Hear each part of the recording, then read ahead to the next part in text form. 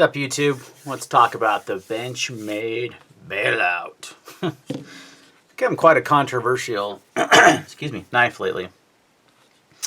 And this is part of our pass-around group. So the Bailout was provided by Benchmade for our pass-around group. And I think it was before all the drama associated with this knife, with this, particularly the Benchmade 3V heat treat is kind of what the whole deal is. So, first of all, let's talk about the Bailout a little bit before we get into that stuff. So what is the Bailout? Well, it's the bug out, right? But bigger. And my bug out's got G10 scales. So not a ton bigger. I mean, look at the handle difference. It's barely bigger, really. Tanto blade versus drop point. The handle is a little different shape and stuff. We'll get into that. It's got that obnoxious pommel, we'll call it, which I'm not a fan of. But overall, not a whole lot of size difference. I mean, barely. You know, a little bit more cutting edge. Not a ton. Yeah, I like the bug out a lot better. I'm just going to get that out of the way right now. But the idea was Benchmade wanted to make a tougher bug out, right? Like, you know, make it a little bit bigger, make it have a harder use steel in 3V than S30. I guess this is, pommel is for smashing skulls. I'm just joking. I don't know. Just another way to put a lanyard on the knife. It's actually quite annoying, and I would remove it if I could. But centering's not the greatest on this one either. So yeah, tougher use, black class knife. Black class for Benchmade is tactical, EMT, law enforcement, military style, what they kind of market it to. Market it being the key term. So the belt's a little bit bigger. You know, everyone kind of got stoked when they saw 3V steel. They were like, ooh, you don't see a lot of folders in 3V. I know Strider's done some, which is, you know, Striders are harder to come by, small production. Try to think of anything else in 3V in a folder. I have a 3V knife, a fixed blade, and it's an amazing fixed blade still. In fact, this Survive knives, they do most of their knives in 3V, I believe. I don't know if they've switched, done different runs on different steels, because these knives are like unicorns, which I'll never get rid of my 3V, or my Survive knife. This is my go-to fixed blade. But 3V steel has proven to be very tough if you heat treat it correctly. Not only does it have impact resistance, but it has edge stability. Like, it has a really strong edge stability, so you can really kind of beat on the edge, and it's not going to chip and roll as much as, say, like, you know, an S30, 1095. You know, 1095 is a good hard steel as well, as far as that's concerned. I shouldn't say hard, but good impact resistance and edge toughness. So anyway, so everyone got stoked that they're going to have a folder in 3V. It was Tanto, it was kind of tactical. Sweet, you know, a knife I could really beat on and not have to worry about it. Well, there was some early adopters of this knife that kind of drew a red flag about because the edge wasn't holding up very well. I'm not talking about edge wear resistance. I'm not talking about like edge retention. You know, 3V is not fantastic. It's a good steel for edge retention, but it's not like top tier, like, you know, M390 Maximate, those kind of steel, 4V, you know. It's not up there with those steels. It's but it does have those other characteristics we talked about. So Benchmade decided to come out and heat treat this knife way below what it should be. So the recommended heat treat for 3V is about 60 Rockwell HRC. They're doing theirs about, what people are testing is about 55, 56. They even claim 55 to 58 is what they wanted to do this steel at, which is, they said they want it to be tough, like, you know, if you're prying with it and such, it wouldn't, you know, break, and they wanted it to be easier to sharpen in the field. The thing is, 3V is not hard to sharpen. With a diamond stone especially, which you can buy anywhere, like those little DMTs or whatever, it's not hard to sharpen, so that kind of argument is weird. What I think, this is my take, this is what I haven't really heard anyone talk about this one, but the Benchmade Boost is another knife they just came out with in 3V. So there is another folder, the Boost. And they sent that knife to Big Brown Bear, Triple B, and they said, let's see what you can do with this knife. And he took that knife and he pried the absolute living heck out of it, and it never broke. I was seriously waiting for that knife to break. I'll put a link in the description of that video, because they did get the tough. I mean, you could just it was literally a pry bar, and that's what that knife is really more designed to do. And he was prying the heck out of things, and I thought it was going to snap. It was like, oh my gosh, this is crazy. And everything held up great. I mean, it was a really good test for it. So what I think Benchmade did is they just did one huge batch of 3V, and they did it for the boost because they wanted it to be able to pry and stuff. Edge retention and all that stuff was not something they were worried about on that knife. And then they just used the same batch of steel for the bailout.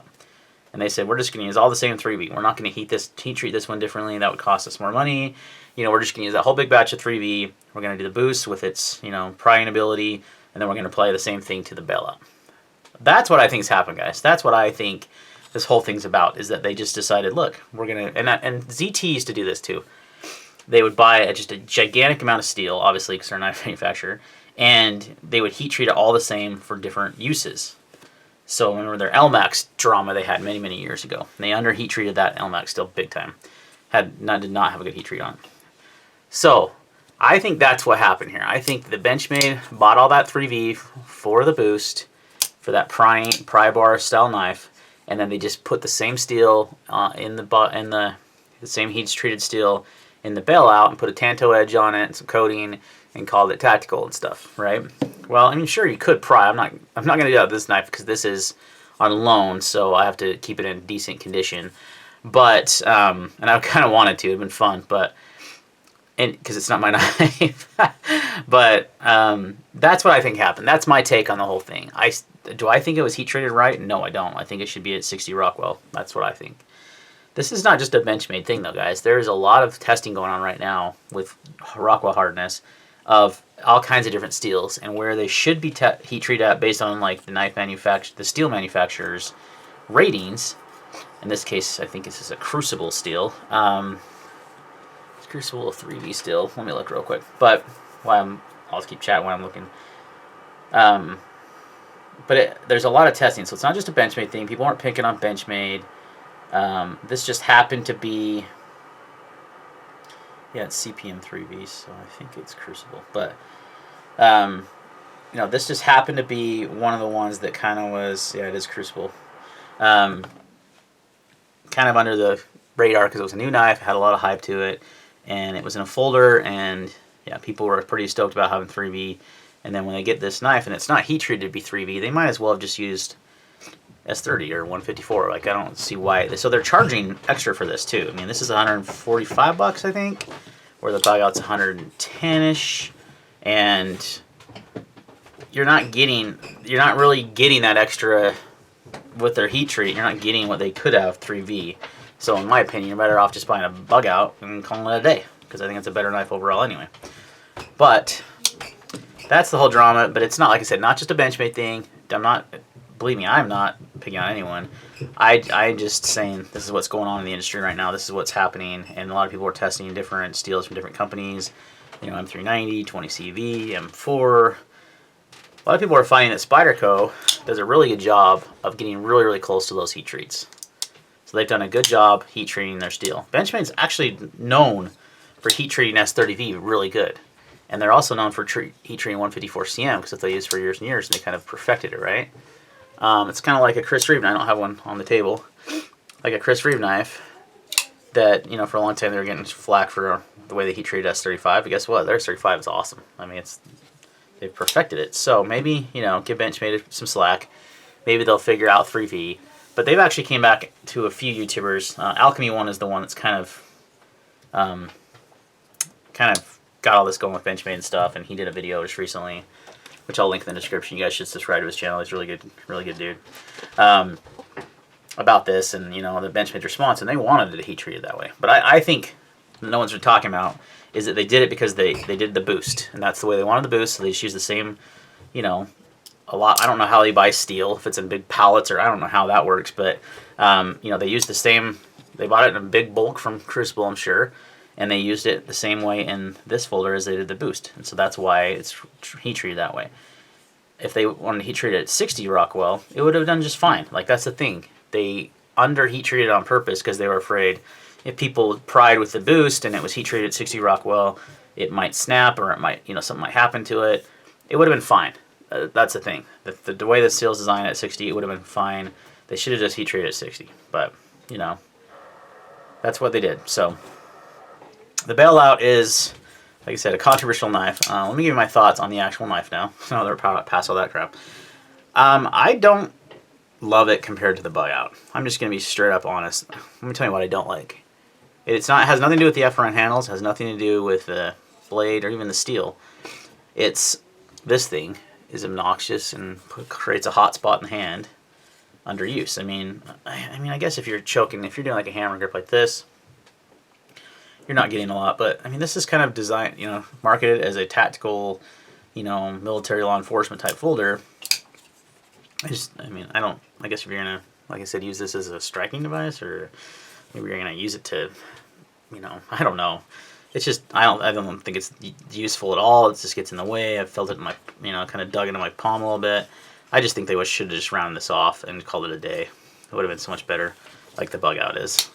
Another thing I don't like, the Bug Out has a much more ergonomic handle in my opinion. And again, take this for what these are a little bit more ergonomic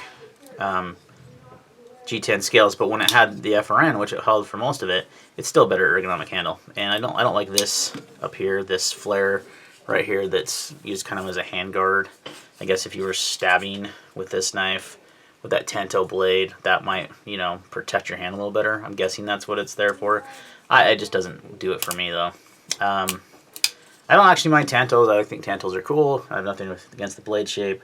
Drop point's a little bit more useful blade shape, but I get they're going for that tactical, military law enforcement area, so they think that they're gonna want a Tanto blade. So yeah, but other than that, like I would buy a Bug Out all day long. I like the Bug Out. It's one of my favorite knives. I carry it, use it all the time, and for a lightweight EDC knife, there's not much better than the Benchmade Bug Out.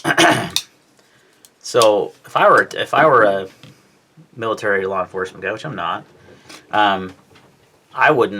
this would not be the knife I would go to.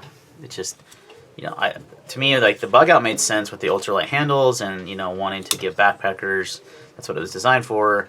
A nice folder they could use and not have very much weight. It's under 2 ounces.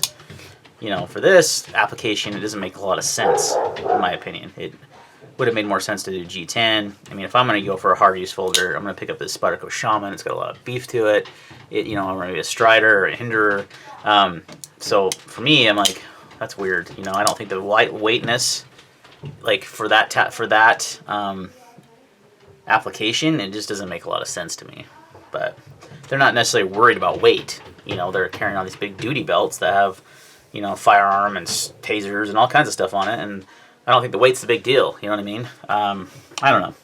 The Bailout's one of those knives I don't really get. Yeah, and it has nothing to do with the heat treat on steel. I just wanted to bring that up because that's going around. That's not why I don't like the knife. It has nothing to do with that. Would I have liked them to heat treat it at 60? Yeah, because then I would have bought it and put some new G10 scales on it or something that Rogue Blade Works is making or has already made.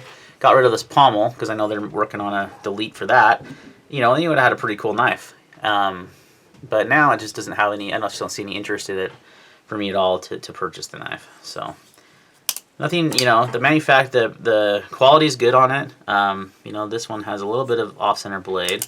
It's got a nice action, but the blade is definitely off-center, which, you can fix, but that's kind of one of those things that kind of hinders Benchmades a lot. Hinders, not hinderers. It's kind of funny. Yeah, so nice action, smooth. Not for me though. I like the Bug Out a lot better. That's just my opinion. I'm sure a lot of people will disagree, but for me, if I'm spending this kind of money in this range and I want an ultralight knife, I'm definitely going to spend a little bit less money, get the Bug Out, call it a day. Alright guys, I think that's going to wrap my thoughts on the Bailout. I don't really see much else to talk about it with it. It's not, no way, even, don't take this as it's not a bad knife at all. Even with the hardest of the 3V, most people won't use it to that degree anyway, So if you like it, I'm not going to talk you out of buying it, but I would say your money's better spent on a Bug Out than it is on a Bailout. Unless you really want a Tanto, then go for it. Alright guys, thanks for watching, and we'll see you next time.